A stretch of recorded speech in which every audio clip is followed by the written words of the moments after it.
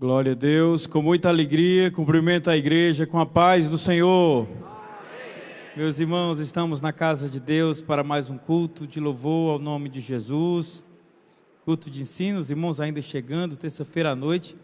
É um desafio, meus irmãos, o trânsito muito intenso, os irmãos se locomovendo de todos os cantos da cidade, o povo de Deus já chegando para prestar culto de louvor ao nome do nosso Senhor Jesus Cristo. Eu peço que toda a igreja, por favor, nos coloquemos de pés. Iremos iniciar o culto, meus irmãos, como sempre fazendo, lendo um texto, como sempre fazemos, lendo um texto da palavra de Deus. E nós vamos ler, meus irmãos, em duas referências bíblicas. Apenas 2 versículos, um versículo em cada uma dessas referências. E o primeiro versículo está no livro de Juízes, capítulo 21, versículo 25. Então, os irmãos, deixe esse texto localizado e, se puder, também já localize na sua Bíblia, 1 Samuel, capítulo 16, apenas o versículo 1. 1 Samuel, capítulo 16, apenas o versículo 1, são os 2 textos que nós iremos ler na abertura deste culto, em nome de Jesus.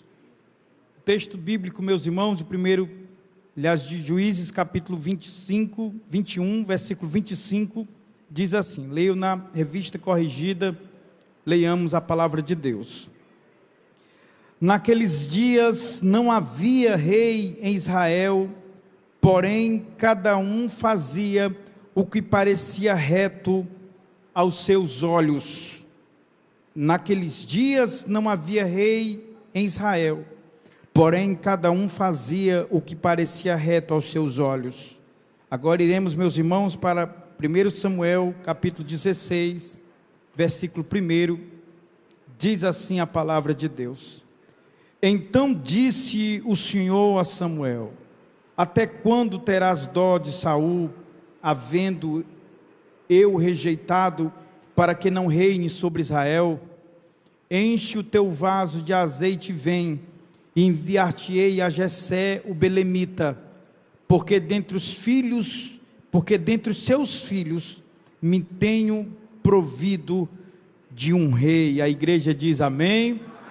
Glória a Deus por esta leitura, meus irmãos. Estamos fazendo uma leitura concernente à nossa jornada do plano de leitura bíblica devocional. Os irmãos que estão acompanhando, estamos justamente nessas semanas lendo, meditando sobre os reis, e é isso que temos para meditar na palavra de Deus nesta noite, meus irmãos. Meus irmãos, eu quero, antes de orar, já justificar nosso pastor Antônio José, a ausência dele nesse culto. Ele esteve conosco hoje pela manhã, participamos ali das comemorações de 1 ano da nossa Tempo Central FM, mas os irmãos que estavam ouvindo perceberam que a garganta ainda não está totalmente recuperada, e aí o nosso pastor ainda está de repouso, se recuperando, para que domingo ele esteja aqui no culto. Tem ministração domingo aqui, estará aqui conosco, se Deus quiser. Oremos por ele, oremos por todos os nossos pastores,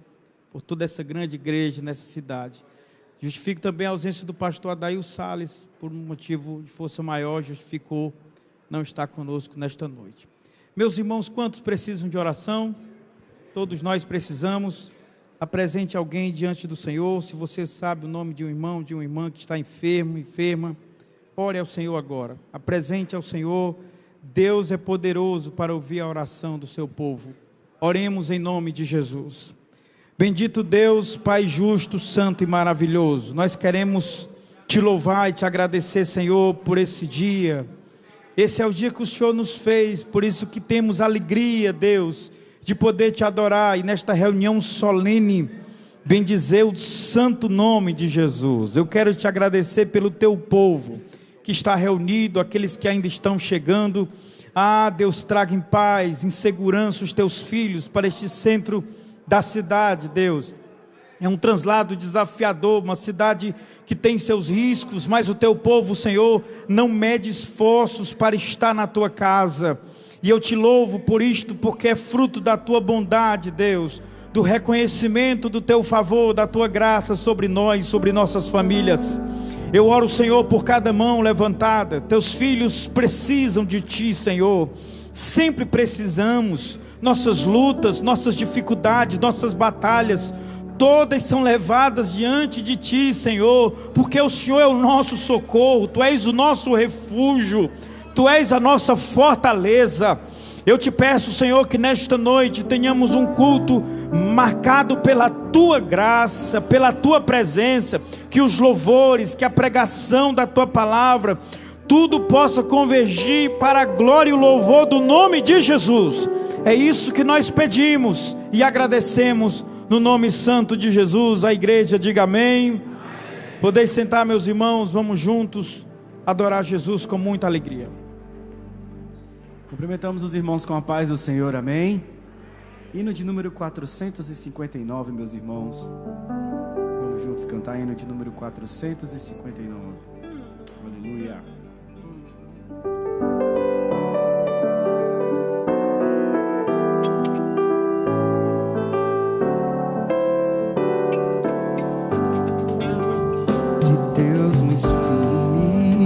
São as promessas mais firmes que as montanhas são. Quando o socorro terrestre cessa, os de Deus não falharão. De Deus muito firmes são as promessas, falhando tudo, não falharão. Se das estrelas o brilho cessa, mas as promessas brilharão. Se a fé te falta nos teus aflitos, as suas promessas descansa em paz. Quando és tentado, estou bem certo que Cristo auxílio te traz. de Deus muito firmes são as promessas, falhando tudo, não falharão. Se nas estrelas o brilho cessa, mas as promessas brilharão. Se a febre arde, se extingue a vida, e quer a morte Te arrebentar das suas promessas, terás guarida bastante briga. De Deus muito firmes são as promessas, falhando tudo, não falharão. Se das estrelas o brilho cessa, mas as promessas brilharão. promessas temos, que ao céu de gozo Virá levar-nos o Rei Jesus. então ao crente Fiel, corajoso, dará coroa de luz. De Deus muito firmes são as promessas, falhando tudo, não falharão. Se das estrelas o brilho cessa, mas as promessas brilharão.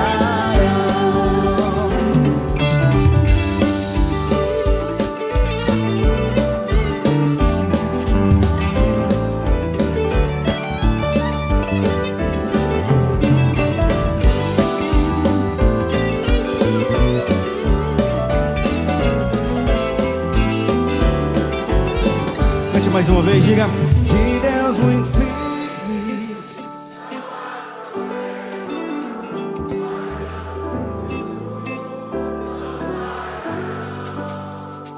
Das estrelas,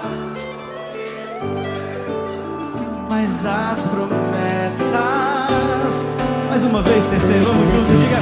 De Deus muito firmes são as promessas, falhando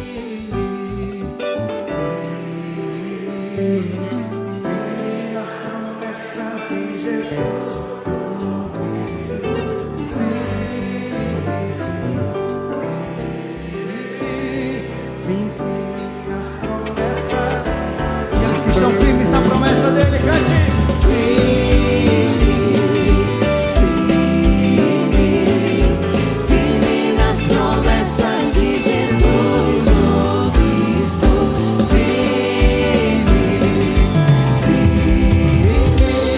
Sim, firme nas promessas de Jesus.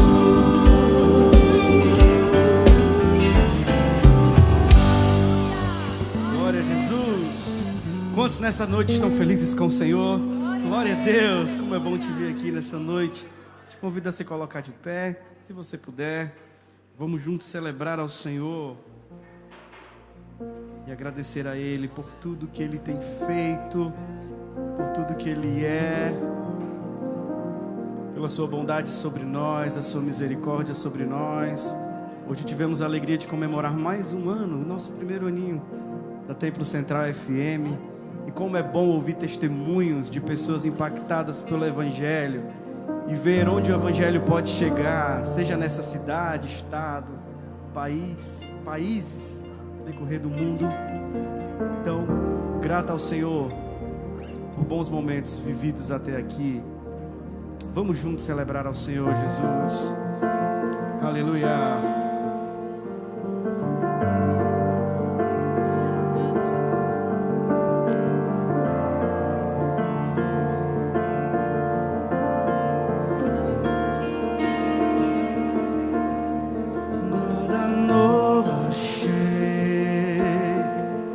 Pra dizer então como expressar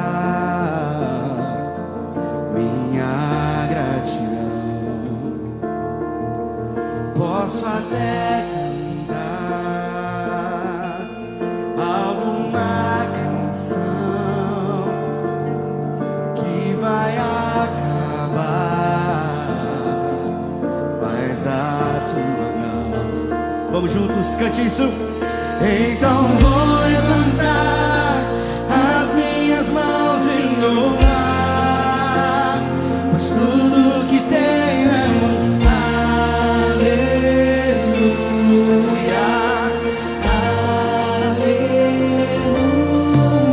Sei que é simples para um rei, mas não tenho nada além de um coração cantando aleluia,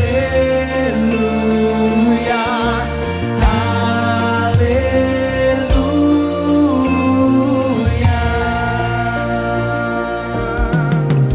Em resposta a ti, a uma ação, me render aqui em adoração. Em resposta a ti, em resposta a ti,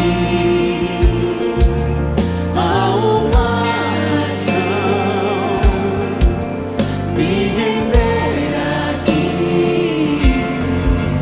em adoração. Então vamos cantar isso ao Senhor, diga. Então vou Levantar as minhas mãos e louvar, pois tudo que tenho é um aleluia, aleluia. Sei que é simples para um rei, mas não tenho nada além de um coração cantando aleluia, aleluia.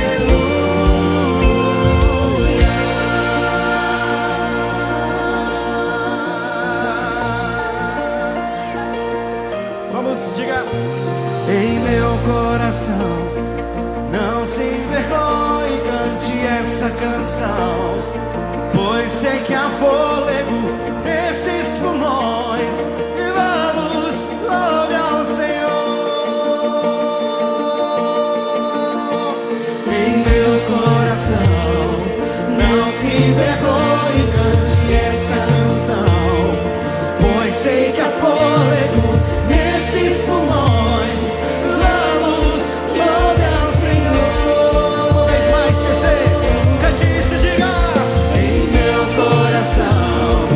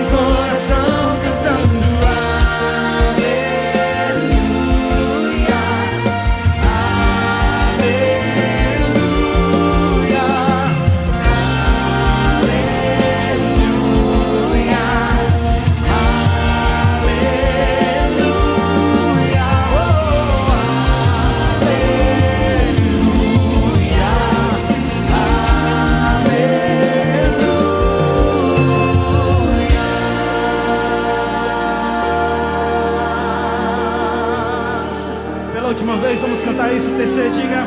Então vou levantar as minhas mãos, pois tudo que tenho é um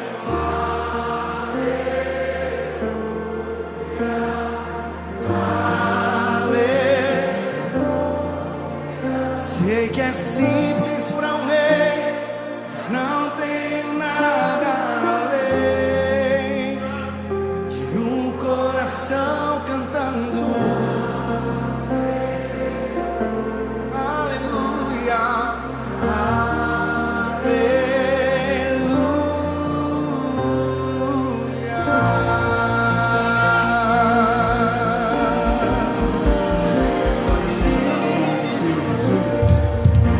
Glória a Deus, saúde a todos com a paz do Senhor Jesus. Quantos são gratos por estarem aqui nessa noite, para juntos adorarmos e bendizermos ao nome de Jesus. Meus irmãos, com muita alegria nós queremos apresentar à igreja o presbítero Fabíolo Araújo, sua esposa Camila Mari e família. Essa família esteve pastoreando, supervisionando por 9 anos uma de nossas queridas congregações, congregação de Genibaú 2, e após esse período de pastoreio, eles estão passando agora um tempo aqui na nossa sede, estão chegando hoje para se congregarem na nossa sede por um período determinado por Deus, e nós queremos receber essa família com muita alegria nessa noite. Se a igreja está feliz de recebê-los, vamos dizer amém. Sinta-se em casa, pastor. Queremos também, meus irmãos, fazer menção dos nossos pastores do Setorial 2, que estão escalados para estarem aqui nessa noite. Por gentileza, os pastores do Setorial 2, se coloquem de pé, para que nós possamos vê-los nessa noite. Uma linda representação dos nossos pastores do Setorial 2, que Deus abençoe a vida dos nossos pastores. Meus irmãos, quero fazer menção agora da nossa programação semanal. Nós já estamos praticamente no meio da semana, mas ainda existem programações muito preciosas que nós teremos a oportunidade de participar ainda essa semana. Amanhã, quarta-feira, nós teremos aqui na nossa igreja sede, culto Mulheres TC a partir das 19 horas. Quinta-feira, a partir das 14 horas, o nosso círculo de oração. E domingo, a nossa tradicional programação que os irmãos já estão familiarizados, começando cedinho às 8 da manhã, com a nossa escola bíblica dominical, e os nossos cultos de celebração, o primeiro às 10 da manhã e o segundo às 18 horas. Se os irmãos entenderam esses avisos, eu peço que, por gentileza, digam amém. Convido agora o pastor Afonso Sabino para conduzir o momento do ofertório neste culto de doutrina. Glória a Jesus, queremos saudar a todos na paz do Senhor, amém. É uma alegria estarmos novamente aqui na casa do Pai, para ouvirmos a sua poderosa palavra, essa palavra que transforma, que liberta, que fez do mais vil ser humano um cidadão do céu, e é através dessa palavra que nós somos edificados e aprendemos a servir ao Pai.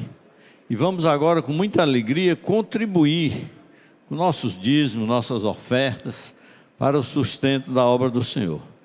São muitas as necessidades da igreja, os projetos sociais, os nossos missionários, construção do templo. São muitas as atividades da nossa igreja e todas elas requerem recursos. E esses recursos são oriundos das nossas contribuições de amor. Eu quero ler aqui um trecho da palavra de Deus que nos fala exatamente disso. Em 2 Coríntios, capítulo 9, versículo 6 em diante, diz assim: lembre-se, aquele que semeia pouco, também colherá pouco. E aquele que semeia com fartura, também colherá fartamente. Cada um dê conforme determinou em seu coração, não com pesar ou por obrigação, pois Deus ama quem dá com alegria. No versículo 8 conclui dizendo: e Deus é poderoso para fazer que toda graça lhe seja acrescentada, para que em todas as coisas, em todo o tempo, tendo tudo o que é necessário, vocês transbordem em toda boa obra. Glória a Jesus. Amém, meus amados? Então vamos com muita alegria contribuir. Curve as suas cabeças, vamos orar ao Senhor. Deus eterno, santo, poderoso, nós te agradecemos, Pai, porque Tu tens sido fiel, Tu tens sido bondoso, Tu tens cuidado do Teu povo, da Tua igreja. Tu tens, Senhor, nos dado sustento, Tu tens dado a provisão para os nossos lares. Meu Deus e meu Deus, sabemos que tudo vem de Ti, Pai. Meu Deus, e queremos agora, com muita alegria, devolver parte daquilo que nós recebemos, para que essa obra tenha continuidade, mais vidas sejam alcançadas, os projetos da igreja sejam atendidos, meu Pai. Que Tu possa abençoar cada um que se dispõe a cooperar, a participar, a dar a sua contribuição. Pai Santo e amado, Te pedimos também por aqueles que estão desempregados, que estão subempregados, que estão passando por lutas, que Tu possa providenciar o socorro, que Tu possa abrir portas, que Tu possa dar prosperidade ao Teu povo, Pai. É o que nós Te pedimos e agradecemos em nome de Jesus. Amém.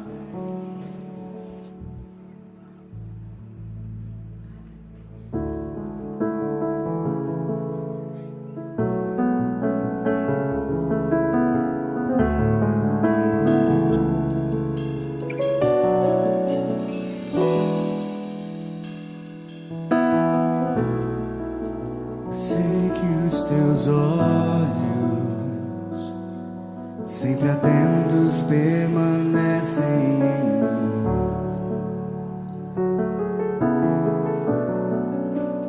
E os Teus ouvidos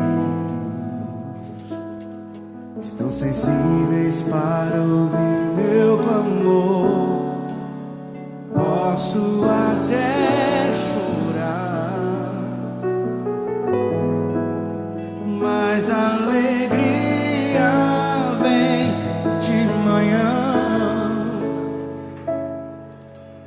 É Deus de perto e não de longe. Nunca mudaste, Tu és fiel. Cante conosco. Deus de aliança, Deus De promessas, Deus que não é homem pra mentir. Tudo pode passar, tudo pode mudar, mas Tua palavra vai se cumprir.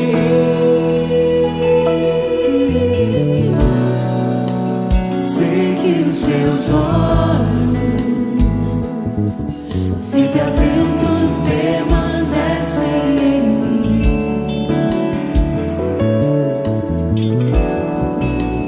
e os Teus ouvidos estão sensíveis para ouvir meu clamor.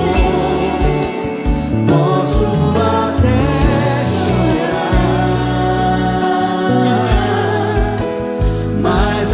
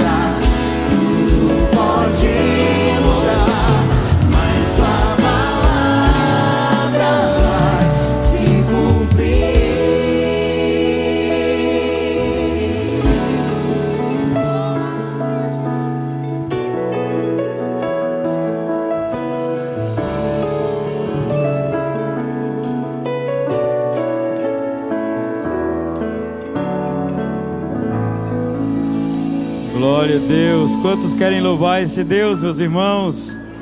O Deus de promessa, Deus de aliança. Meus irmãos, estamos chegando nos momentos iniciais da palavra de Deus, mas antes de abrir a Bíblia com vocês, eu quero só dar aqui um rápido aviso. O Ministério Feminino da nossa igreja está aqui, meus irmãos, nas tendas ao lado com blusas com o tema da igreja. Essas blusas, a venda dessas blusas, meus irmãos, o valor destinado à construção do nosso novo templo. Estamos em plena campanha, meus irmãos, e nunca é demais reforçar a importância de ofertar para o nosso novo templo. Aqueles votos que fazemos diante do Senhor. Permita que o Senhor toque o seu coração para que você se envolva, faça parte desse tempo, desse momento tão importante dessa igreja. E o Ministério Feminino, como os demais ministérios, meus irmãos, assumem, né, essa responsabilidade de caminhar conosco nessa campanha, nessa jornada tão desafiadora. Por isso que eu quero incentivar você, no final do culto, passar ali na tenda, né, e comprar uma blusa bonita com o tema do ano. Muito bom, meus irmãos. E aí você aproveita e compra duas, uma para você e para presentear alguém. E aí você também abençoa a construção do nosso novo templo, tá bom? Fazer menção, meus irmãos, do aniversário da nossa rádio Templo Central. Estamos celebrando hoje, terça-feira, dia 19, meus irmãos, um ano da Templo Central FM. Quantos aqui têm sido abençoados pela nossa... meus irmãos, isso todos temos dito, né? Foram tantas mensagens hoje pela manhã. Eu entrei ao vivo com o nosso pastor no programa Palavra Viva, meio-dia. Uma interação muito intensa ao longo do dia. Os irmãos mandavam bolo durante o dia do aniversário da rádio. Foi uma festa grande, gente, lá no estúdio, o dia todo. E Deus tem sido tão bom conosco, meus irmãos. Uma porta que Ele abriu e tem alcançado tantas pessoas, abençoado tantas pessoas. Domingo próximo, com a presença do nosso pastor aqui pela manhã, nós teremos uma programação especial, alusiva ao aniversário de um ano da nossa rádio. Estaremos aqui para bendizer o nome de Jesus por essa tão grandiosa bênção. Através da rádio, nós temos todos os dias acompanhado o nosso plano de leitura bíblica devocional, meus irmãos. Todos os dias, 3 vezes ao dia, você pode fazer e ser abençoado pelas reflexões que vão seguindo nessa jornada de 40 semanas. Estamos firmes, meus irmãos, e nesta noite, nesta mensagem, nós traremos uma palavra aos irmãos dentro desse roteiro, dessa série de mensagens que iremos pregar ao longo do ano. A cada mês, na terceira terça-feira, nós temos ministrado aqui, o nosso pastor também, sobre um tema alusivo, meus irmãos, a esse estágio em que estamos agora. No nosso plano de leitura, é uma forma de reforçar, de aprofundar e também incentivar todos que continuem caminhando para que a gente chegue juntos no final dessa jornada, em nome de Jesus. Por isso que eu quero abrir a Bíblia com os irmãos novamente. Vamos abrir o livro de Juízes, capítulo 21, versículo 25, e depois eu lerei um segundo texto que está em 1 Samuel, capítulo 16, versículo 1. São os 2 textos que nós iremos usar como referência para meditação da palavra de Deus nesta noite. Livro de Juízes, capítulo 21, versículo 25, diz assim a palavra de Deus: Naqueles dias não havia rei em Israel, porém cada um fazia o que parecia reto aos seus olhos. Vamos para 1 Samuel, capítulo 16, versículo 1, diz assim: Então disse o Senhor a Samuel: Até quando terás dó de Saul, havendo-o eu rejeitado, para que não reine sobre Israel? Enche o teu vaso de azeite e vem, e enviar-te-ei a Jessé o belemita, porque dentre os seus filhos me tenho provido de um rei. A igreja diz amém. Meus irmãos, essa é uma continuidade da nossa jornada, que iniciou com as origens de tudo, né? Uma mensagem que foi sobre a criação, a queda, né? A primeira mensagem que indicava o plano de redenção de Deus, e ali literalmente originando toda uma caminhada e toda uma jornada que nós estávamos começando.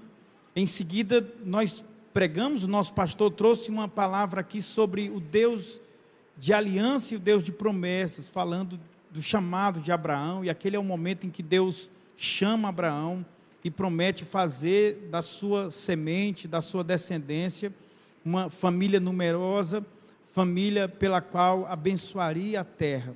E obviamente que esta bênção era já indicativo de que daquela descendência, daquela família, nasceria o Salvador do mundo, que é Jesus Cristo.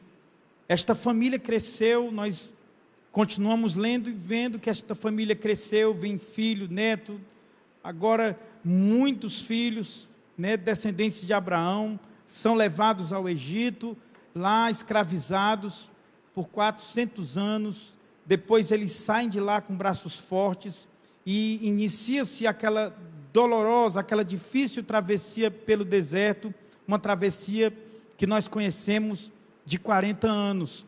Isso já foi o tom da terceira mensagem que trouxemos sobre a jornada do povo de Deus, falando justamente da jornada do povo de Deus, saindo do Egito e agora se encaminhando à terra prometida.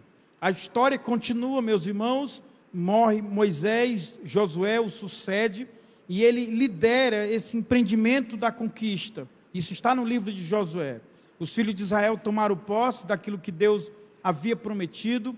Josué distribuiu as heranças e as porções que eram cabíveis a cada tribo, conforme Deus tinha ordenado. Mas também Josué envelhece, e chega o momento de passar o bastão, mas dessa vez não há um líder que unifique o povo, porque fazia parte do plano de Deus exercer sobre o seu povo um governo teocrático, em que cada líder de tribo assumisse esse papel de liderar espiritualmente a sua própria família. Isso está muito claro nos últimos capítulos de Josué, quando Josué faz ali uma espécie de passagem de bastão, e não passa a um homem, ele passa aos líderes do povo, porque agora cada um desses líderes tinha o papel de levar adiante os termos da aliança de Deus com aquele povo. E aí chegamos no livro de Juízes, que é o texto que inspira essa mensagem. E no livro de Juízes, a gente já começa iniciando essa história, descobrindo que quando Josué passa esse bastão para adiante, os seus contemporâneos, aqueles que conviveram com Josué, enquanto ainda estavam vivos, mantiveram os termos da aliança. O povo manteve-se fiel à aliança de Deus. Mas aí nós já descobrimos nos primeiros capítulos que, morrendo o último desses homens, levantou-se uma geração que não conhecia a Deus. É importante passar, meus irmãos, a limpo esse pequeno trecho da jornada, porque aqui está um problema que o povo vai enfrentar, e que não será apenas um problema circunstancial, será um problema, meus irmãos, com um tom de agravamento seríssimo com o passar dos anos. A gente percebe que, embora a geração de Josué foi fiel ao Senhor e cumpriu a lei de Deus enquanto viva, ela não foi capaz de uma transmissão dessa memória. E aqui há de se dizer que recaía sobre eles essa responsabilidade, como Josué teve, de encaminhar à futura geração do seu povo a compreensão de que esta aliança cabia-lhes também cumprir, porque era uma aliança que envolvia todas as gerações do povo de Deus. Por algum motivo, esses líderes não fizeram ou não foram capazes de transmitir de maneira adequada, meus irmãos, toda a memória bendita que deveria se caminhar para adiante. E aí levanta-se uma geração que não conhecia a Deus. A gente pode olhar para a geração e dizer que essa é uma geração má e perversa por não conhecer a Deus. Mas é uma geração que não conhece a Deus porque a anterior não a fez conhecer. São filhos que por alguma razão não foram devidamente ensinados pelos pais sobre os termos dessa aliança.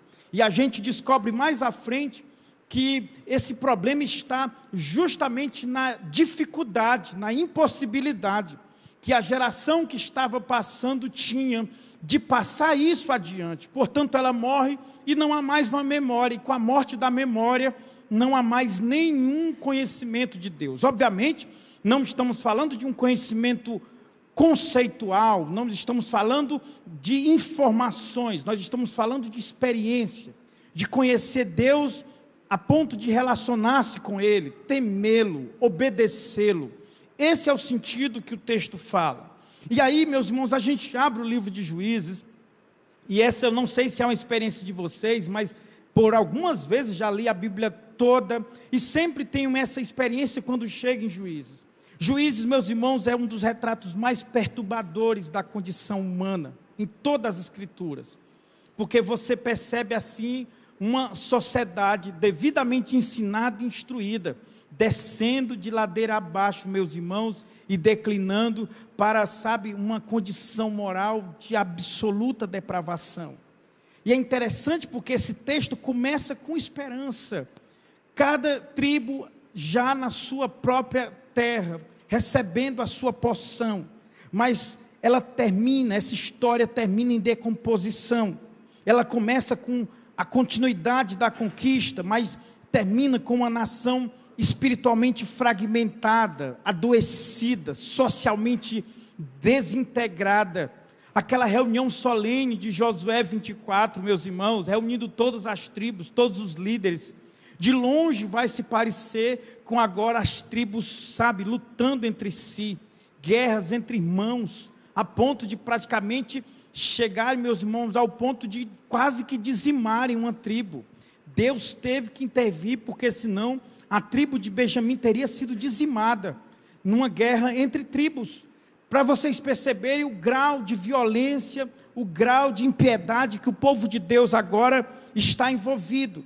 E aí nós estamos diante disso, meus irmãos, porque o texto que nós lemos, o texto dá o tom dessa realidade, porque nos apresenta uma realidade de colapso total, a idolatria nas casas, o sacerdócio corrompido, a violência sexual banalizada, a injustiça por todos os lados, a guerra civil ameaçando a própria nação.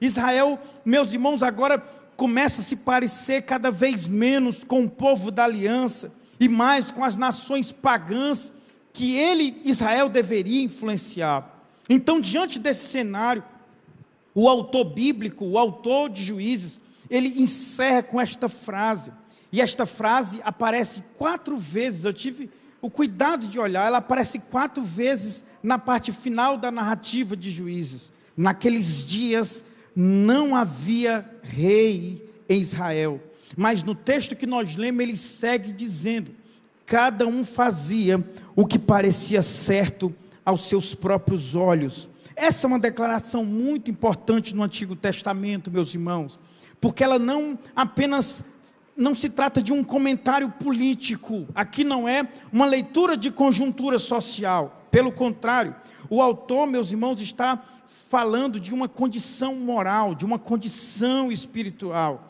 Israel não precisava apenas de uma monarquia estabelecida. O que o autor de Juízes está dizendo é que o homem sem governo divino inevitavelmente mergulha na desordem. Quando a gente lê Juízes, gente, parece assim o jornal de hoje. É igualzinho a cena, a realidade de uma sociedade em que Deus não governa, em que Deus não é tido como o Senhor. Essa é a realidade de Juízes. Por isso que esse livro é tão atual para nós. E o problema é espiritual. A ausência do rei no trono só revelava a ausência do governo no coração dessas pessoas. A frase, cada um fazia o que parecia certo aos seus olhos, resume, meus irmãos, em essência, o que é a rebelião da criatura contra o Criador. O que é o pecado surgido no Éden, senão, em essência, o homem tentando governar a si mesmo, o homem tentando determinar o seu próprio destino, e dizer o que ele quer para si, e julgando ser capaz de escolher o melhor para si. Essa é a origem do pecado, meus irmãos, da queda. E todas as vezes que o homem sobe no trono da própria vida, o caos chega. Nós não temos como governar a própria vida, meus irmãos. Essa é a grande ironia que o texto de Juízes estampa diante de nós. Por isso que Juízes não é apenas um livro antigo, ele é um verdadeiro espelho da condição humana.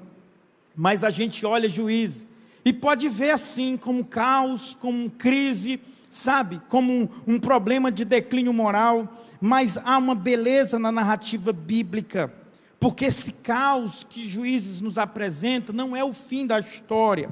A repetição, não havia rei em Israel, na verdade é um ponto gerador de uma expectativa boa que está surgindo no coração do povo. O texto, ao falar isso, parece suscitar e produzir um anseio, uma esperança. Primeiro, Israel desejará um rei, escolhe-se um rei, mas esse rei se mostra indigno da missão recebida. Então Deus levantará Davi, um rei segundo o seu coração, mas até Davi mostrará os seus limites. É isso que nós vamos conhecer na história de Davi. Mas assim, meus irmãos, a história bíblica vai caminhando e apontando para mais adiante, para um homem, um rei perfeito, um juiz perfeito, o governo que regerá com justiça e que estabelecerá a vontade de Deus sobre o mundo, sobre a criação, sobre a história. Porque a coisa não estando bem, gente, é uma alma agonizando e apontando para uma realidade boa e perfeita que existe. É por isso que nós estranhamos o mal, é por isso que a maldade é sempre indesejada, porque ela é sempre o contraponto de uma realidade boa que pode ser experimentada.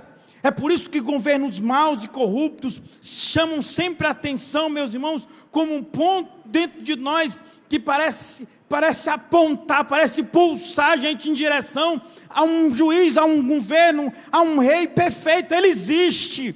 Essa igreja já conhece esse rei, inclusive ela já vive sob o governo desse rei. Quantos aqui, meus irmãos, já são regidos e governados por esse rei? E aí o texto vai agora nos fazendo ver, meus irmãos, que mais adiante algo bom irá acontecer.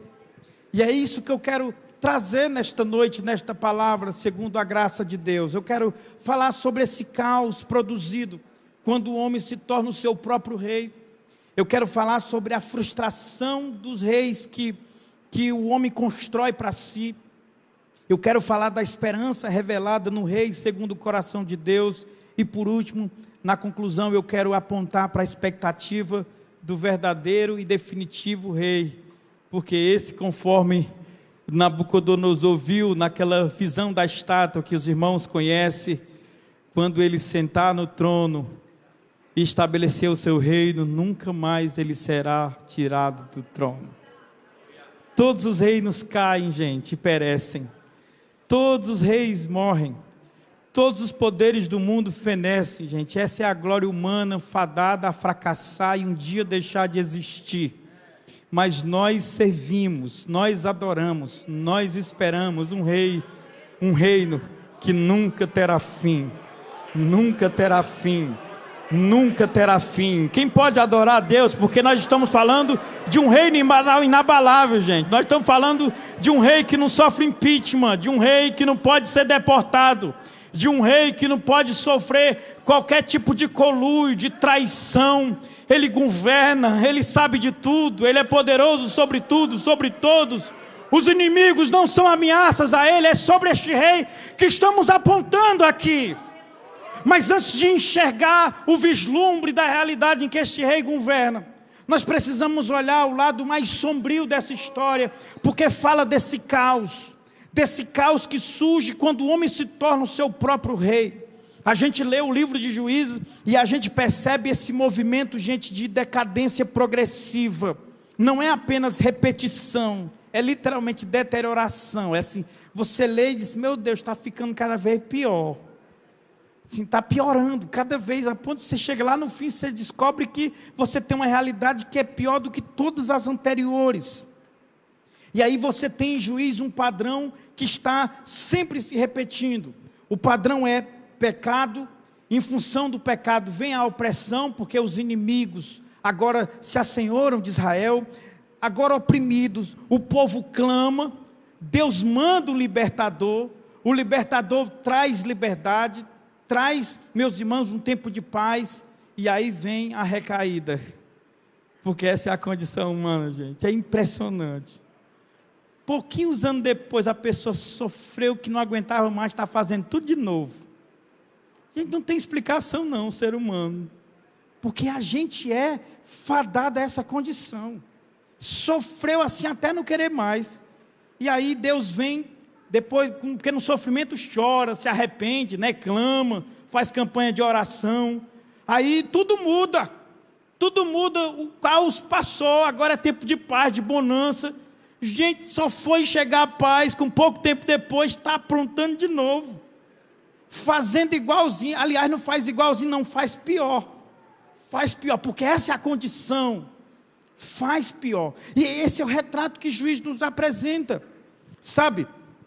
Esse é um período marcado, como eu falei, pela ausência de uma centralização política em Israel. As tribos estão fragmentadas, sem unidade consistente, mas o autor bíblico não aponta, meus irmãos, para uma ausência de estrutura política. O problema era espiritual.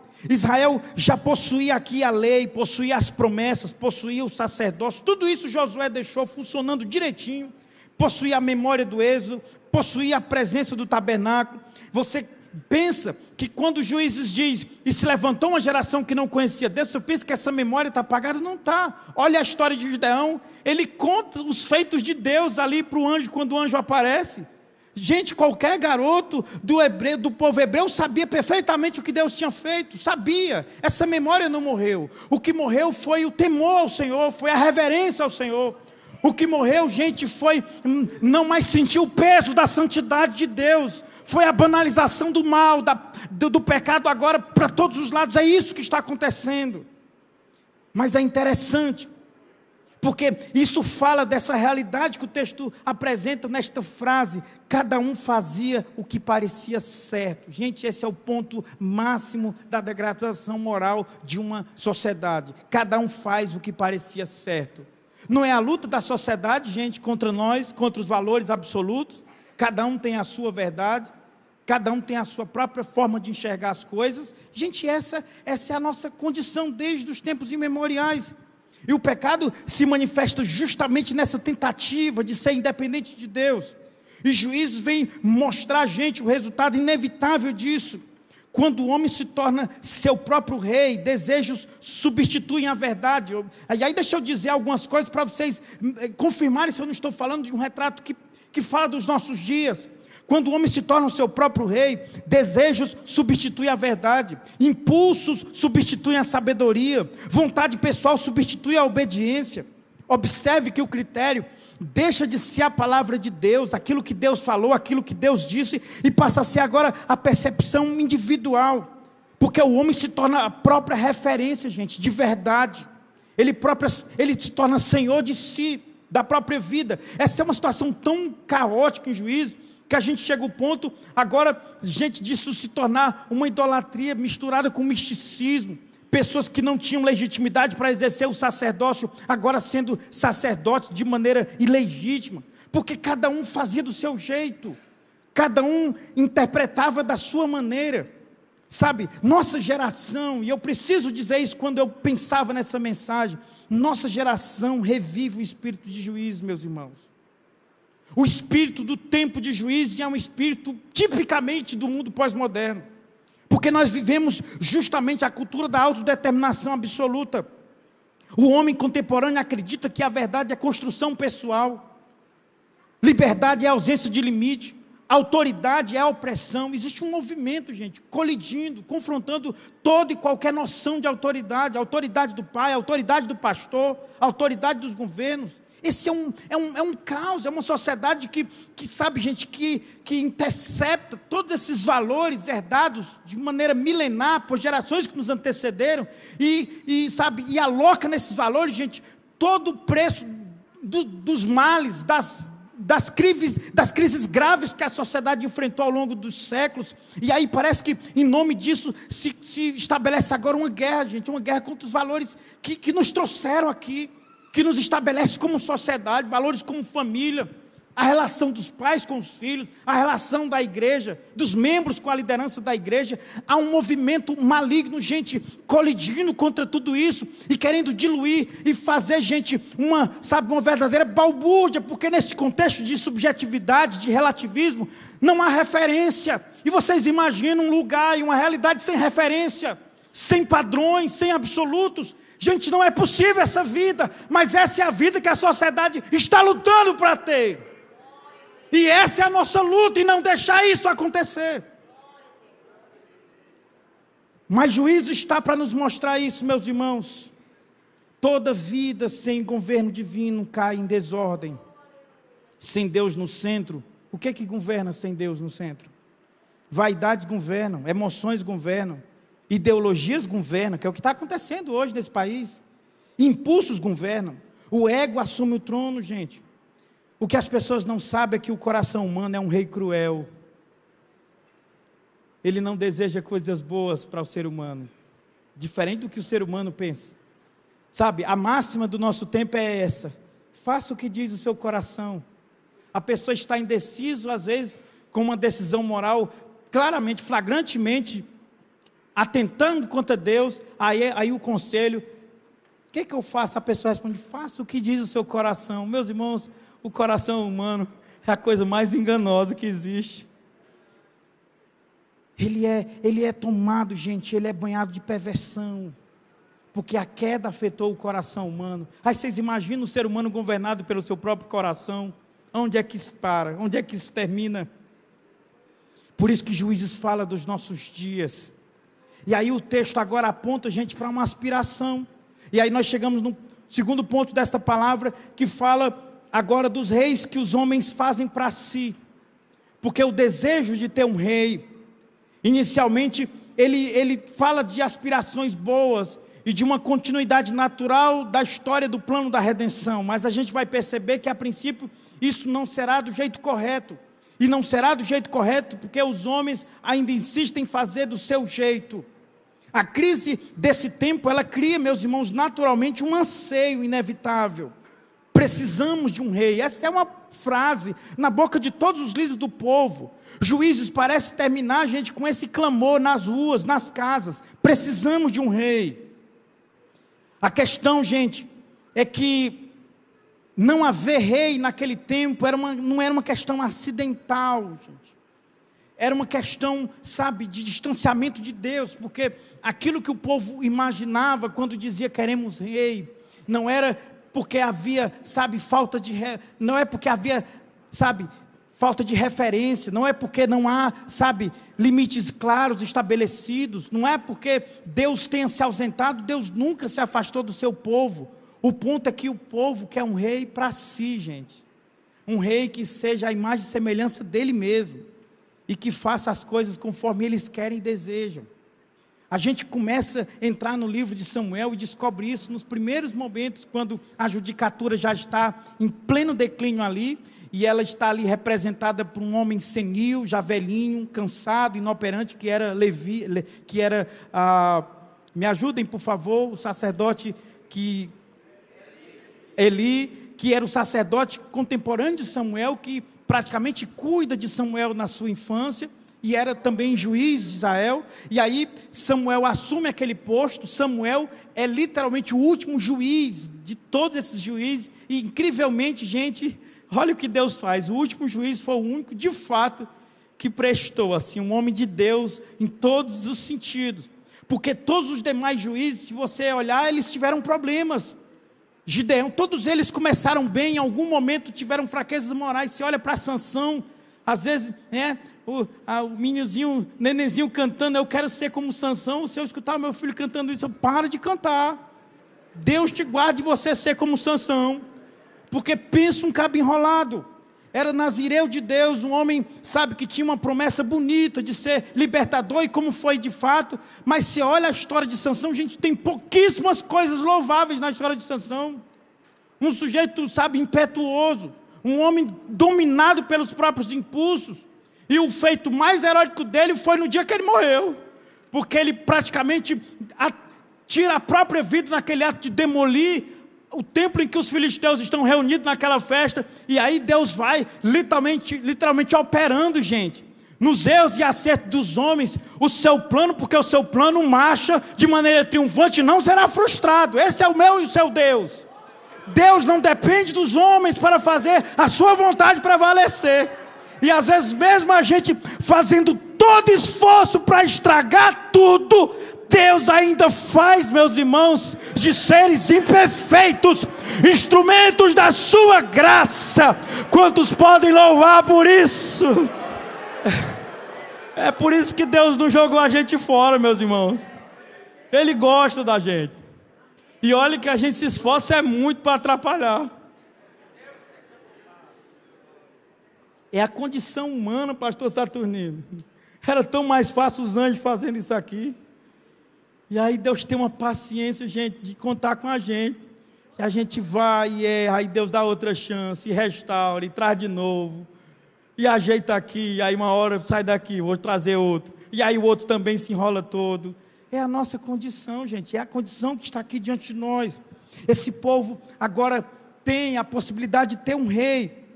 E é interessante que esses juízes, eles eram libertadores temporários, e eles ofereciam alívio, mas eles não tinham a capacidade de dar ao povo uma transformação duradoura. Esse é o relato do juiz que você vai lendo.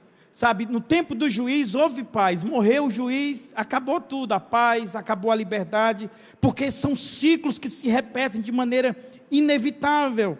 Mas é interessante como cada juiz revelava a misericórdia de Deus para com esse povo, ao passo que a insuficiência humana aparece. Isso está, meus irmãos, na história de cada um deles. Eu já citei como foram homens falhos, mas também homens marcados pela graça de Deus, pela bondade de Deus, porque usou esses homens, e eles foram instrumentos de bênção para o povo. E aí, talvez isso seja muito intencional, meus irmãos, em cada um deles, porque o livro quer mostrar que o problema humano é profundo demais para soluções humanas provisórias. E aí, a gente chega em Samuel, e nós estamos agora em 1 Samuel 8, ali nós encontramos um dos momentos mais decisivos da história da Bíblia, porque Samuel é o último dos juízes, e Samuel já chegando à velhice, os filhos de Israel têm séria desconfiança quanto à integridade dos filhos de Samuel, e temem que os seus filhos não sejam capazes de levar adiante, todos os valores que Samuel teve de maneira tão forte, gente, tão inegociável durante todo o seu governo, sobre sua liderança. E aí os filhos de Israel chegam em Samuel e diz: constitui-nos, pois agora um rei sobre nós, para que ele nos governe como tem todas as nações. Isso está em 1 Samuel 8:5. Esse é um momento decisivo, porque os filhos de Israel agora chegam e dizem: queremos um rei sobre nós, constitui um rei sobre nós. À primeira vista, gente, o pedido parece legítimo. O povo está cansado dessa instabilidade da judicatura, está cansado do caos, está cansado da fragmentação. Eles olham para as nações vizinhas e percebem exércitos organizados, estruturas políticas sólidas, liderança centralizada, estabilidade institucional. Tudo isso eram coisas boas que pareciam saltar aos olhos do povo de Israel quando eles dizem: queremos um rei. Israel conclui: falta um rei para nós. O problema é que há um detalhe relevante no texto, gente. Israel identifica corretamente a crise. Ele sabe o valor de ter um rei que governe. O problema é que eles interpretam erroneamente a causa da crise. Porque Israel não precisava necessariamente de um rei. O problema não é a ausência de um rei. O problema era a ausência de submissão ao governo de Deus. Esse era o problema. Não era que faltava um rei, faltava era obediência ao verdadeiro rei, que queria reinar, que queria governar. Mas o povo não quer, e o povo está olhando para as nações. É interessante que quando Samuel leva esta causa a Deus, a resposta é chocante. Olha o que diz, olha o que Deus diz: atende a voz do povo em tudo quanto te diz, pois não te rejeitaram a ti, mas a mim, para eu não reinar sobre eles. Vocês têm noção disso, meus irmãos? 1 Samuel 8:7. Quando Samuel leva a Deus, o que Deus diz: Samuel, atenda. Eles querem um rei? Pois dê um rei. Mas não, porque Samuel Samuel foi falar, mas também foi reclamar, gente. Samuel estava assim meio choroso. Samuel estava assim se sentindo preterido. E ele, Senhor, o povo quer um rei. Eu assim, não estou mais servindo não. Aí Deus disse, Samuel, chore não. Porque não te rejeitaram. Na verdade, eles estão rejeitando a mim. Eles não querem que eu reine sobre eles. Meus irmãos, isso é muito doloroso. Vocês imaginam Deus dizer isso do seu próprio povo? Esse povo quer um rei porque não me quer como rei. Porque tudo que eu quis foi ser o rei desse povo. Eles não precisariam de outro rei. E aí, meus irmãos, essa declaração ela muda completamente nossa leitura do texto. Porque um pedido de um rei não era apenas político, era espiritual. Israel queria substituir o governo invisível de Deus pela segurança visível das estruturas humanas. E esse é o problema de Israel. Eles têm problema com a invisibilidade de Deus. Eles têm problema com o fato de que lá nos filisteus, lá nos povos cananeus, tem deuses que se toca, que se manipula, que se leva para aqui e para acolá. Deus é invisível, Deus não se manipula, Deus não se toca, Deus não se pode levar de um lado para o outro. As nações têm reis, têm senhores que são vistos, percebidos, materializados, homens. O rei que é Deus, é um rei, meus irmãos, que não pode ser acessado de qualquer jeito, ele é santo. Não se vai à presença dele de qualquer maneira. Não se leva ele para onde a gente quer. Esse rei que é Deus, ele tem uma vontade própria quanto àquilo que ele deseja para o seu povo. E de modo nenhum ele muda a sua vontade, porque sua vontade inclusive é boa e perfeita. Israel não quer. Israel não quer. Israel não quer. Israel quer alguém para controlar a gente. Eles querem algo que possa ver. Eles querem alguma coisa parecida com as nações. O problema não era desejar liderança. O problema era desejar um rei moldado pelos próprios padrões que eles tinham estabelecido. E aí isso está presente na expressão que eles dizem: Samuel, providencia um rei para nós, assim como tem outras nações. Essa frase, ela diz tudo. Como tem todas as nações. Israel, chamado para ser diferente, agora deseja ser como todos os outros povos. E aqui está um dos maiores perigos espirituais do povo de Deus, meus irmãos. Trocar nossa condição de singularidade por mera conformidade cultural. É isso que muitas igrejas estão fazendo. O povo de Deus agora se sentindo pressionado para ser igual. Para caber numa forma. Para ser aceito culturalmente e socialmente. Essa é a pressão que repousa sobre o coração dos filhos de Israel. O povo da aliança começou a acreditar que a solução para a crise estava em se tornar parecido com um povo ao seu redor. Essa é a condição de muitas igrejas. Essa é a solução que muitos pastores têm encontrado para as suas igrejas, é fazer suas igrejas parecidas com qualquer grupo ao redor. É assim que os filhos de Israel interpretam, meus irmãos, o modo de sair daquela crise. E aí a gente percebe surgindo um homem, o rei tão desejado. Como é que se chamava o nome desse homem? Saul. Então surge Saul. Saul é profundamente simbólico. O texto enfatiza a aparência de Saul, e eu ainda tenho resquícios dessa fala, porque recentemente ministrei sobre isso na nossa Slick. Saul, meus irmãos, é descrita a sua aparência assim, como está em 1 Samuel 9:2, os irmãos puderem colocar, é um homem que tem a aparência, desde os ombros para cima, sobressaía todo o povo. O texto fala, meus irmãos, de uma reunião dos filhos de Israel, em que Saul está no meio. Saul é maior do que todos, do ombro para cima. Vocês imaginam? Esse tem porte de rei, tem jeitão de rei. Saul é o tipo de rei que os homens escolheriam, impressionante, forte, admirável, visualmente imponente. Ele representa a esperança humana construída sobre a exterioridade. Mas logo percebemos algo, gente. Saul possui estrutura física. Saul possui estatura física. Mas Saul é um homem espiritualmente pequeno. Saul tem pequenez espiritual.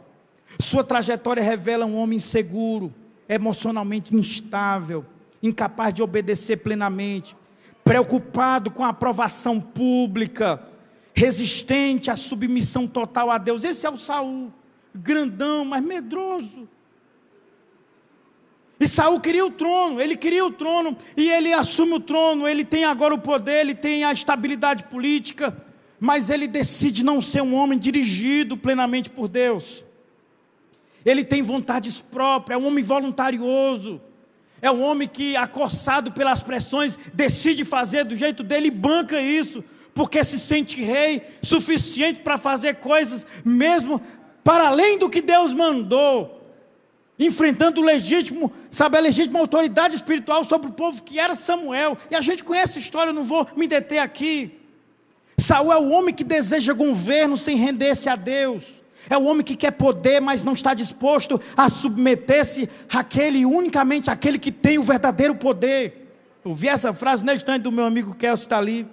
Saul se torna símbolo, gente, da insuficiência dos reis produzidos pela lógica humana. Sabe, é extremamente importante pensar sobre isso, porque o Antigo Testamento começa a mostrar algo profundamente doloroso, que a gente precisa saber, principalmente no tempo desse. Nem mesmo os melhores sistemas humanos conseguem resolver o problema humano, gente. A monarquia não elimina a idolatria, não elimina a rebelião, não elimina a injustiça, não elimina o pecado, e não elimina porque nenhuma estrutura humana é capaz de curar o coração do homem rebelde. Nenhuma estrutura que os homens criam é capaz de prover a solução definitiva para os homens. E esse mesmo cenário pode ser visto nos nossos dias, gente. A humanidade continua procurando reis, continua criando expectativa em líderes políticos, ideologias, dinheiro, sucesso, tecnologia, influência, poder, reconhecimento. A gente olha para alguém e diz: quando aquele estiver lá, vá sonhando. Não tem, gente, não tem humano nessa terra capaz de trazer o reino de Deus para esse chão, para essa terra. Humanos não podem fazer isso, estruturas humanas não podem fazer isso, ideologias não são capazes de produzir essa sociedade tão sonhada e aspirada pelo ser humano. Mas o bom é que a gente olha essa história e descobre que Deus nunca está de braços cruzados. O caos, mesmo aparente, gente, nunca é sinal de um Deus inoperante, fracassado, impotente. Deus está sempre governando. Deus tem um plano. Diga isso para a pessoa do seu lado: Deus tem um plano. Deus sempre tem um plano. É maravilhoso, gente. Se olha, parece que as coisas estão assim, sabe, completamente desintegrada, estamos à bancarrota para a falência, e a gente descobre, pastor Saturnino, que Deus tem um plano, Ele sabe o que fará, e é isso que a gente descobre quando nós percebemos que Ele tem um rei segundo o seu coração. Porque no meio dessa crise, um Saul insubordinado, voluntarioso, autodeterminado, agora é rejeitado pelo próprio Deus. E quando você pensa que agora o próximo passo é o caos de novo, é a crise que o juiz descreve, não é crise. Deus tem um garoto cuidando de ovelhas, e esse garoto é aquele que Deus olha e diz: esse será o meu servo para pastorear o meu rebanho de Israel. Gente, Deus faz isso. Aleluia. Se Saul representa o rei que o povo deseja, Davi representa o rei que Deus deseja. E essa é a diferença central, gente, está em 1 Samuel 16. Saul ainda ocupando o trono, mas espiritualmente, gente, já não está mais no trono, porque Deus já não tem mais como rei. E aí é tão interessante que o homem escolhido, segundo critérios humanos, revelou-se incapaz de sustentar a fidelidade diante de Deus. E aí a gente chega na história de Davi, naquele momento tão interessante que é descrito no capítulo 16, Samuel indo para a casa de Jessé o belemita, chegando lá, né, levando com ele o seu chifre de azeite, e aí passa os meninos de Jessé, quando passa o maior, Eliabe, grandão, Samuel parece com Saul, a cara de rei, tem jeitão de rei, não tem esse negócio, rapaz, tem jeito, tem cara, meus irmãos, às vezes é só jeito e cara. Deus está olhando para critérios, gente, completamente diferentes dos nossos. E aí Deus diz para Samuel: Samuel, o que foi, Samuel? O que está acontecendo, Samuel? Você é profeta. Está mais vendo as coisas não, Samuel?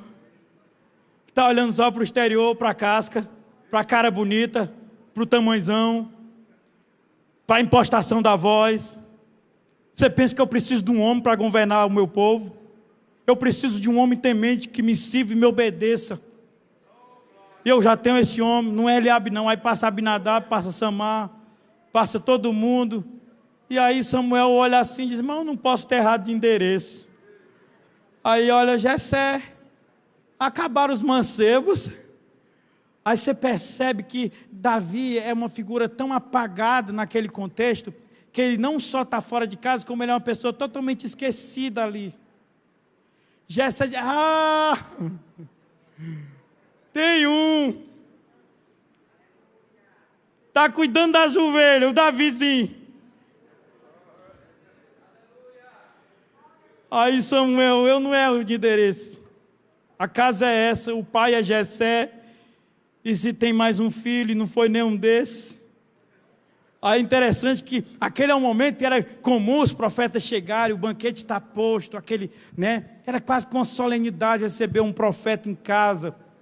E é interessante que quando Jessé manda, diz, busquem Davi. E aí parece que a família toda reunida ali, alguém vai fazendo o movimento de sentar para comer. Porque Davi é tão insignificante que não vale a pena esperar Davi. Aí Jessé diz, aliás Samuel olha e diz, ninguém senta aqui.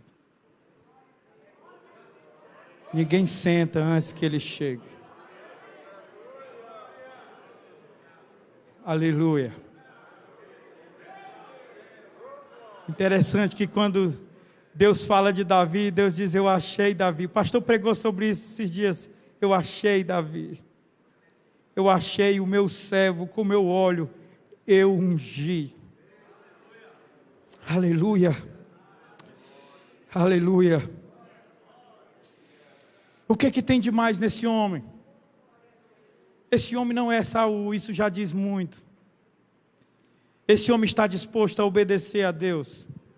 Este homem é sensível a Deus. Davi é um homem marcado por um amor tão profundo a Deus que o trono nunca o possuiu. Ser rei nunca foi algo que subiu a cabeça. Por algumas vezes Davi esteve na iminência de perder o trono e você vê ele um homem completamente desinteressado. A única coisa que faz Davi se desesperar é a sensação de um dia não ter a presença de Deus. E se você vê em algum momento Davi se apegando a algo, e que é muito diferente de Saul, que fez de tudo para se manter no poder, é um homem que não liga para o poder não manda nele, o trono não manda nele, a monarquia não é senhora de Davi. Ele teme a Deus, ele deseja comunhão com Deus. E se há um dia que você encontrará Davi desesperado, é um dia em que ele descobre a possibilidade de não desfrutar mais da presença do seu Deus. Porque essa é a única coisa que Davi deseja intensamente. Esse é o homem que Deus procura, meus irmãos. E Deus encontrou. E Deus encontrou. Quando a gente lê a história de Davi, a gente olha e a gente vê como é confrontador, gente, para um tempo como esse que estamos vivendo. Sabe que dá tanto valor à performance, à imagem, à projeção, à visibilidade. Esse é o nosso tempo, gente. A gente dá importância demais para isso. Selecionamos as pessoas, às vezes, por critérios meramente humanos, materiais, por influência. E Davi é uma contundente voz de Deus para nós, dizendo, eu não vejo como o homem vê. Eu não julgo pela aparência, eu julgo pelo coração.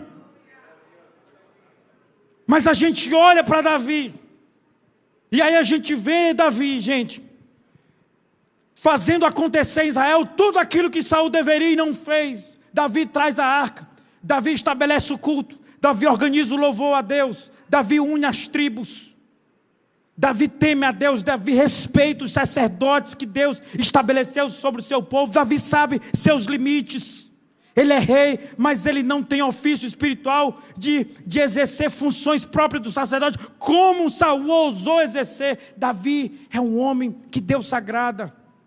Aí você começa a ler a história de Davi, e parece que enfim chega o tempo de um reino bom e perfeito. As páginas começam a ser folheadas, e você descobre que Davi não é um homem perfeito. Você descobre que Davi é um homem que tem problemas muito graves que não podem ser ignorados. Você vê que este homem, embora protótipo do Messias, Davi é uma figura messiânica. Davi, meus irmãos, na sua própria história aponta para Cristo. Mas quando a gente olha para as suas fraquezas, a gente descobre que ele, mesmo ele, está apontando para alguém maior. O pastor de Belém, o pastorzinho de Belém, Davi, na verdade ele antecipava o grande sumo pastor que ainda viria. O restaurador da adoração que foi Davi indicava, na verdade, aquele que reconciliaria definitivamente o homem com Deus. Por isso, gente, que por mais extraordinária que tenha a biografia de um homem, esse homem ainda é insuficiente. Ele é imperfeito. Davi é um homem perfeito. E isso é intencional, gente. Por isso que a Bíblia, a narrativa bíblica, ela produz em nós, os músicos podem vir chegando, ela produz em nós um sentimento duplo, simultâneo, de esperança e santa frustração. Esperança porque você vê Deus agindo, você vê sinais de integridade naquele homem.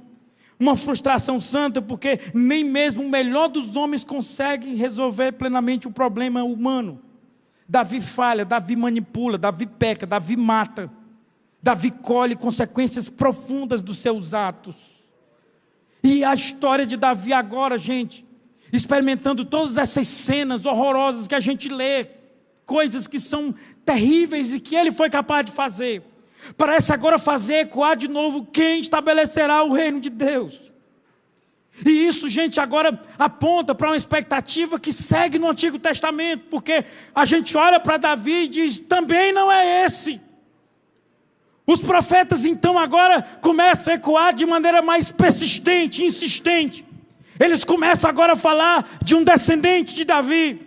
Eles começam a falar de um reino eterno, começam a falar de um rei justo, começam a falar de um governo perfeito. Davi foi mencionado por esses profetas, especialmente Isaías, quando disse, do tronco de Jessé sairá um rebento. Observa a imagem. Não é mais uma árvore forte, frondosa, é apenas um tronco cortado. É uma dinastia reduzida, mas um reino aparentemente enfraquecido. É exatamente os sinais de que um grande e poderoso rei está chegando, está surgindo. A experiência messiânica cresce, e ela cresce progressivamente no Antigo Testamento. Toda história parece que vai culminando para a chegada deste rei. Tudo vai apontando para ele. Chegamos no período interbíblico. Ali são colocadas todas as condições para a chegada desse rei. Cada uma das grandes potências do mundo deram sua contribuição à chegada desse rei. Os gregos deram, os romanos deram. Até que um dia, gente, num dia aparentemente comum, uma jovem é visitada por um ser angelical. E este ser angelical vem visitar esta jovem e diz, tu és bendita entre as mulheres, porque em ti, no teu ventre, será gerado um que se chamará Jesus, que é o Salvador do mundo. Esse menino nasce. No seu nascimento, os seres angelicais vêm venerá-lo e adorá-lo. O mundo praticamente não sabe e desconhece a importância dele. Mas reis magos vêm, e nos presentes dos reis magos falam, gente, anunciam a realeza desse menino. É assim que eles dizem para Herodes, quando chegam na casa de Herodes. Vocês lembram o que eles perguntam? Onde é nascido o rei dos judeus? Vimos sua estrela no Oriente e viemos adorá-lo. Os céus adoraram. O coral do céu, gente, desceu aqui na terra. Eu já falei disso no Natal. Em algum momento no céu, pastor Saturnino, o coral parou de cantar. Mas cadê o coral daqui que nunca para de cantar? O culto nunca termina aqui no céu. É porque o coral foi na terra. Mas foi na terra, foi. O coral foi celebrar a chegada do rei. O rei chegou. O rei chegou. Ele cresce, ele é humilde, ele é simples, ele serve, ele cuida das pessoas. Ele não é tomado pelo poder. Ele é humilde, aliás, ele renunciou o uso voluntário do poder. Ele submete à vontade do Pai. A ponto de que tudo que ele faz pelo poder que o Pai dá e autoriza. Mesmo tendo legitimamente o poder nele. Esse é o verdadeiro rei. Ele chega, não chega com imposição, não tem bravata com ele, não tem nenhum arrobo de violência para se impor. Ele é humilde. Ele é mais humilde do que qualquer ser humano já possa ter existido nesse chão, nessa terra. Ele vem governar e governa com um reino que é completamente inverso dos reinos dos homens. Chega o dia de morrer, o seu reino está pronto agora para eclodir, e ele inaugura seu reino doando a própria vida, morrendo a pior das mortes. É tão maravilhoso olhar para esta cena, gente, porque essa cena parece impotência, fracasso, derrota. O que há de bonito num homem erguido num calvário, num madeiro, humilhado, ensanguentado? Os céus sabem o que está acontecendo ali. É o rei que está ali, com a própria vida e o próprio sangue, estabelecendo as bases e os fundamentos do reino que ele será o rei e governo para sempre.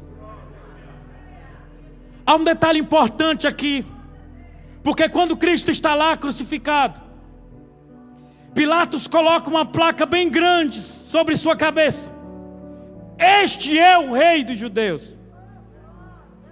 Quando isso está escrito, as autoridades vêm a Pilatos e dizem: como é que você coloca isso? Nós não temos um outro rei senão César.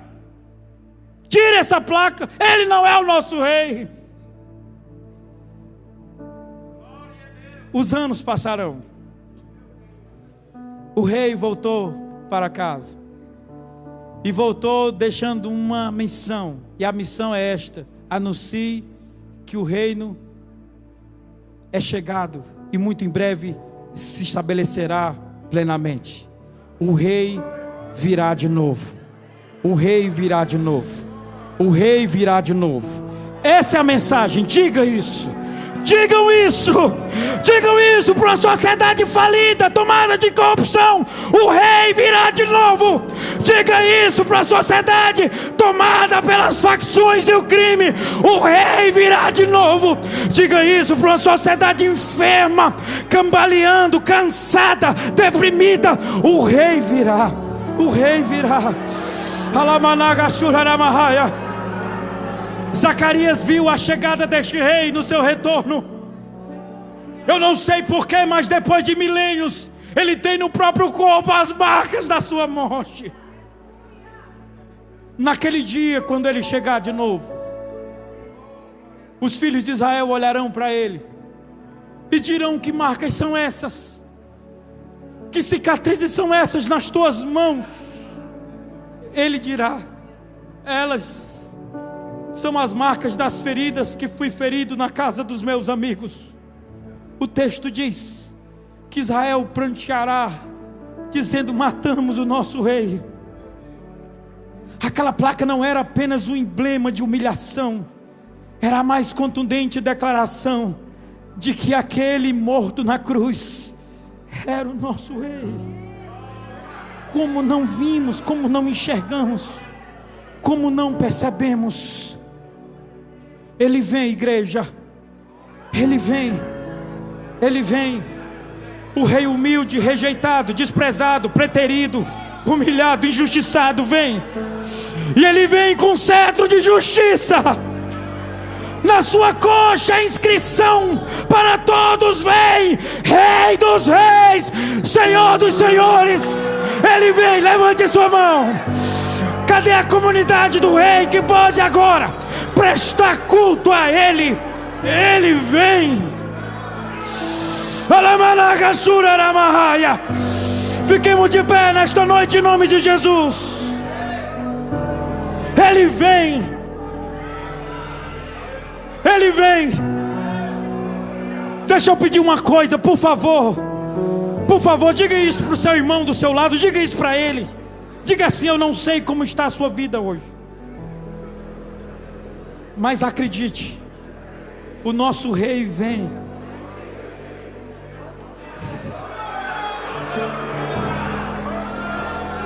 O nosso rei vem. O nosso rei vem. Os poderosos desse mundo, gente, se achando, sabe? Viajando de um lado para o outro. Aquela caixa, os botões. E o ego, gente, que não cabe num prédio desse, achando que tem o poder sobre o mundo. Ora, daqui a pouco, gente, só tem história. Foram, passaram, morreram. Eu estou falando de um rei que nunca passará.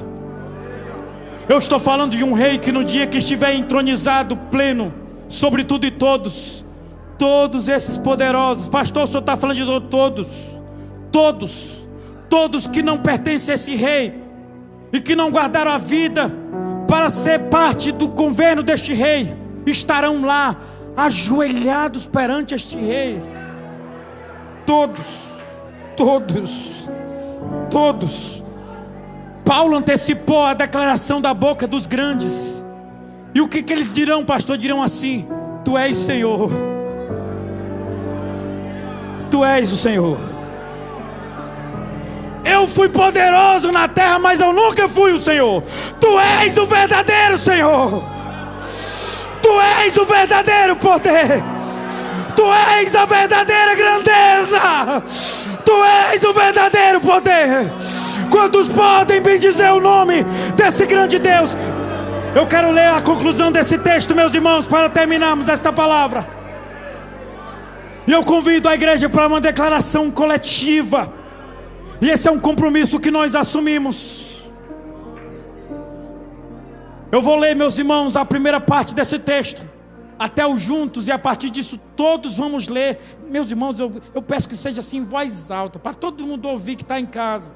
Tem gente que está até assim cochilando agora, já quase 9, e nós vamos dar um grito aqui e ler com muita força, porque nós somos a comunidade do rei. Nós vivemos aguardando o reino definitivo, meus irmãos, e como povo do rei confessemos juntos. Não, meus irmãos, o ensaio mostrou que não dava para começar assim, por isso que nós ensaiamos, certo?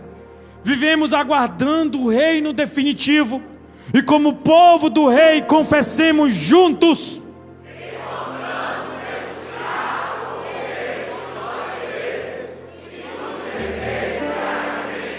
Senhorio de Cristo, que possamos rejeitar os falsos reis deste século e colocar nossa esperança somente no reino de Deus, que possamos permanecer fiéis em meio ao caos, santos em meio à corrupção e esperançosos em meio à escuridão, que possamos viver como cidadãos do reino até o dia em que o verdadeiro e definitivo rei venha em glória. E toda a igreja diz: adore o Senhor com um aplauso bem bonito ao Rei Senhor Jesus, ao grande Rei Jesus, ao grande Rei Jesus, a Ti, Jesus, somente a Ti, Jesus. Meus irmãos, nós vamos orar. Estamos chegando ao final desse culto. Enquanto os irmãos cantam um trecho de um hino, se você quer oração, venha. Pastor Kelsey vai orar por nós.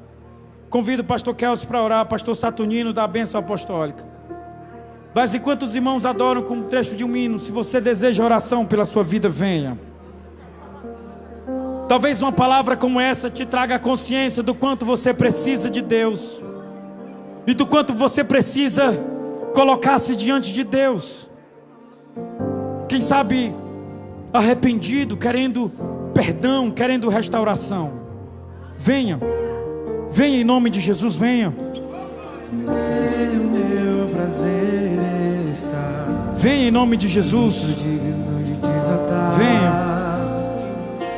Pastor, eu preciso de oração pela minha casa, pela minha família. Venha, venha. Saia do lugar que você está, venha em nome de Jesus. E eu caminho com a certeza Venha, que Ele virá. saia do seu lugar e venha. Por Ele que eu estou gastando a minha vida, perdendo tudo por amor e com alegria, dono dos meus dias.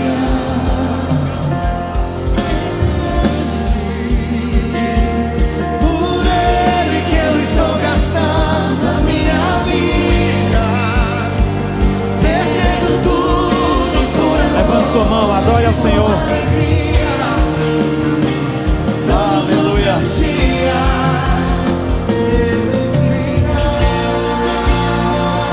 Cante. Soberano em poder, Ele virá, e o governo está nele. Beijo Ele traz, consigo a sua recompensa. Ele virá, soberano em poder, Ele virá, e o governo está nele. Beijo Ele traz, consigo a sua recompensa. Senhor Deus e Pai,